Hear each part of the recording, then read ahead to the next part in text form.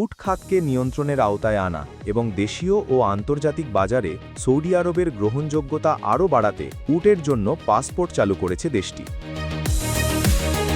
বুধবার সৌদি সরকারের পক্ষ থেকে এ তথ্য জানানো হয়। সৌদি আরবের পরিবেশ, পানি ও কৃষি মন্ত্রণালয় এক বিবৃতিতে জানায়, মঙ্গলবার সন্ধ্যায় উপমন্ত্রী মনসুর বিন হিলাল আল মুসাইতি আনুষ্ঠানিকভাবে উট পাসপোর্ট প্রকল্পের উদ্বোধন করেন। মন্ত্রণালয়ের ভাষ্য অনুযায়ী এই প্রকল্পের মাধ্যমে উট খাতকে আরও সুশৃঙ্খল করা, উটের পরিচয় নিবন্ধন এবং সংশ্লিষ্ট সেবার মান ও দক্ষতা বৃদ্ধি করা হবে। পাশাপাশি দেশীয় ও আন্তর্জাতিক বাজারে উট ও উটজাত পণ্যের প্রতি আস্থা বাড়বে বলে আশা করা হচ্ছে। প্রকল্পটির আওতায় প্রতিটি উটের বিস্তারিত তথ্য সংরক্ষণ করা হবে।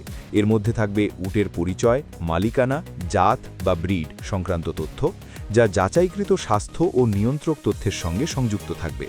ফলে উট পাসপোর্ট একটি আনুষ্ঠানিক ও স্বীকৃত রেফারেন্স নথি হিসেবে ব্যবহৃত হবে, যা সেবা প্রদান প্রক্রিয়াকে আরও কার্যকর করবে।